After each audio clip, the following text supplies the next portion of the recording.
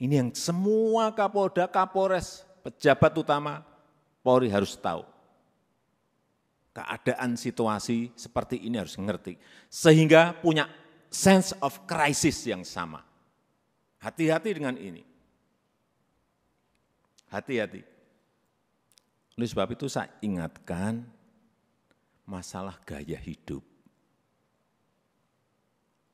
Lifestyle. Jangan sampai dalam situasi yang sulit ada letupan-letupan sosial karena adanya kecemburuan sosial ekonomi. Kecemburuan sosial ekonomi, hati-hati. Sehingga saya ingatkan yang namanya Polres, Kapolres, yang namanya Kapolda, yang namanya seluruh pejabat utama, perwira tinggi, ngerem total masalah gaya hidup. Jangan gagah-gagahan karena merasa punya mobil bagus atau motor gede yang bagus. Hati-hati, hati-hati, saya ingatkan hati-hati. Masanya yang lalu-lalu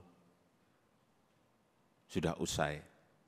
Teknologi sekarang ini menyebabkan interaksi sosial berubah total. Sosial media bisa mengabarkan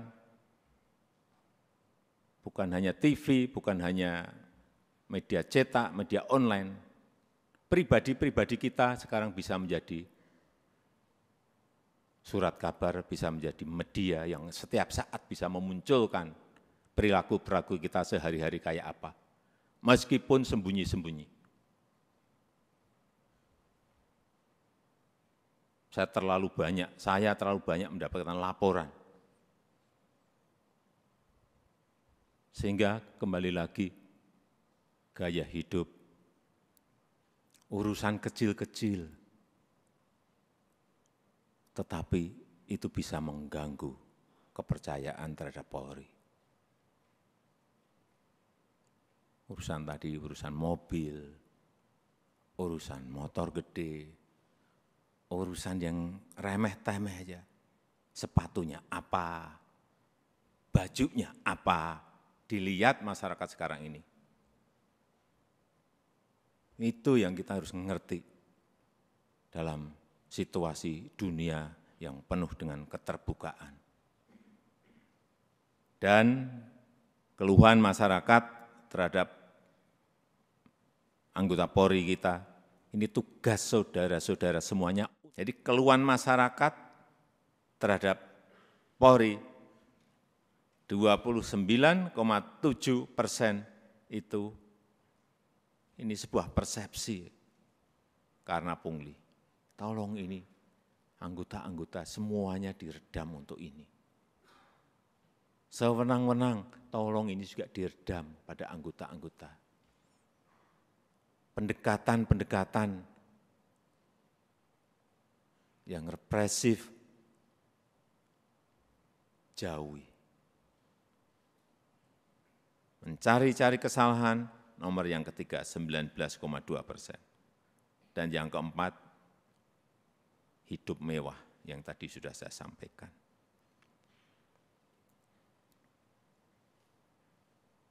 Karena Bapak, Ibu, dan saudara-saudara sekalian, itu adalah aparat penegak hukum yang paling dekat dengan rakyat, paling dekat dengan masyarakat, dan paling sering berinteraksi dengan rakyat. Jadi ingatkan anggota-anggota, selalu di briefing anggota-anggota, seluruh anggota, dan ingatkan untuk hal-hal yang berkaitan dengan pelayanan masyarakat, ingatkan mereka. Jangan sampai karena tidak kecepatan kita, yang kedua, rasa aman dan nyaman masyarakat itu, ini masalah persepsi loh. Rasa aman dan nyaman masyarakat itu menjadi terkurangi atau hilang. Karena apapun, Polri adalah pengayom masyarakat. Hal-hal yang kecil-kecil, tolong betul-betul dilayani betul.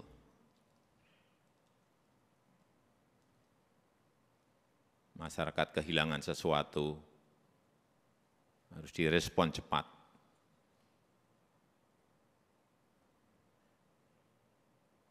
Sehingga rasa terayomi dan rasa aman itu menjadi ada. Yang ketiga, yang berkaitan dengan soliditas. Jangan sampai ini, hati-hati, ini sudah masuk tahun politik. Karena pemilu sudah berjalan sejak, tahapan pemilu sudah berjalan sejak Juni yang lalu. Harus ditunjukkan soliditas di internal Polri dulu. Rampung, kemudian soliditas Polri dan TNI. Itu yang akan mengurangi tensi politik ke depan. Soliditas. Harus ada kepekaan. Posisi politik ini seperti apa sih? Karena saudara-saudara adalah pimpinan-pimpinan tertinggi di wilayah masing-masing.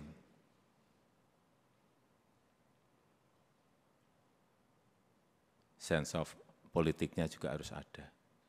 Tidak bermain politik, tetapi ngerti masalah politik, karena memang kita akan masuk dalam tahapan tahun politik. Kalau dilihat, kembali lagi, kalau dilihat Polri solid, kemudian bergandengan dengan TNI solid, saya memberikan, bolak-balik saya sampaikan, saya memberikan jaminan. Stabilitas keamanan kita, stabilitas politik kita pasti akan baik.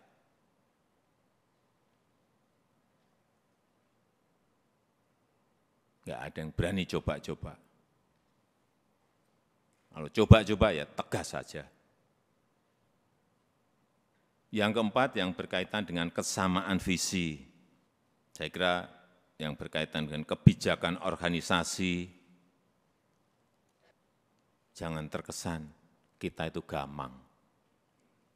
Sebagai pemimpin-pemimpin di wilayah, baik itu di provinsi, kabupaten, dan kota, jangan gamang, apalagi cari selamat. Yakin sesuai dengan prosedur, yakin sesuai dengan SOP, yakin sesuai dengan undang-undang, lakukan. Visi, presisi, Pak Kapolri, saya minta juga tidak usah jelimet-jelimet, tolong disederhanakan, sehingga yang di bawah itu mengerti apa yang harus dijalankan. Apa sih kalau disederhanakan? Ya tadi yang Kapolri sampaikan tadi, Polri sebagai pelindung, Polri sebagai pengayom, dan Polri sebagai pelayan masyarakat. Intinya akan ke sana. Presisinya itu apa? Jelasin sekali lagi, secara sederhana dan jelas. Sehingga gampang ditangkap visi itu. Yang kelima, yang berkaitan dengan penegakan hukum. Jangan sampai pemerintah dianggap lemah. Jangan sampai juga Polri dianggap lemah.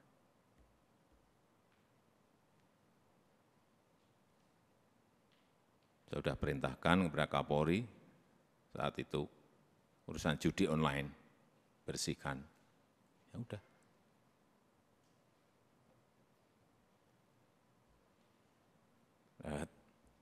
Saya enggak usah bicara banyak. Saudara tahu semuanya, perintah ini tahu. Dan penegakan hukum untuk yang berkaitan dengan narkoba. Ini yang akan nanti bisa mengangkat kembali kepercayaan masyarakat terhadap Polri. Dan kalau ada sebuah peristiwa, itu segera dirancang komunikasinya yang baik. Komunikasi publik itu penting banget. Jangan terlambat, jangan lamban. Sehingga yang muncul nanti kalau lambat, yang muncul isu-isu yang lain. Sekarang ini sekali lagi era sosial media, hitungannya detik, hitungannya menit. Sudah bukan hari lagi. Begitu ada sebuah peristiwa kecil, dan saudara-saudara menganggap ini kecil, sehingga tidak ditangani, dikomunikasikan dengan baik, dengan kecepatan, membesar menjadi sulit untuk kemudian diselesaikan lagi. Ini tidak berada pada posisi yang normal. Dunia sekarang ini.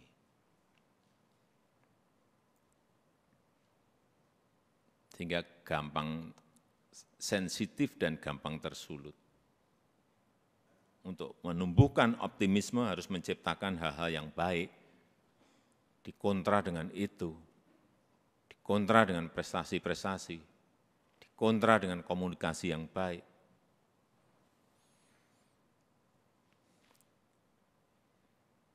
Saya rasa itu yang ingin saya sampaikan dalam kesempatan yang baik ini. Sekali lagi, saya sangat menghargai kerja keras saudara-saudara sekalian dalam penanganan COVID yang lalu, dan kita harapkan dengan kekompakan, dengan kesolidan di Polri, di internal Polri, kemudian bergandengan dengan TNI, saya percaya apa yang tadi saya sampaikan bisa kita lakukan dengan baik.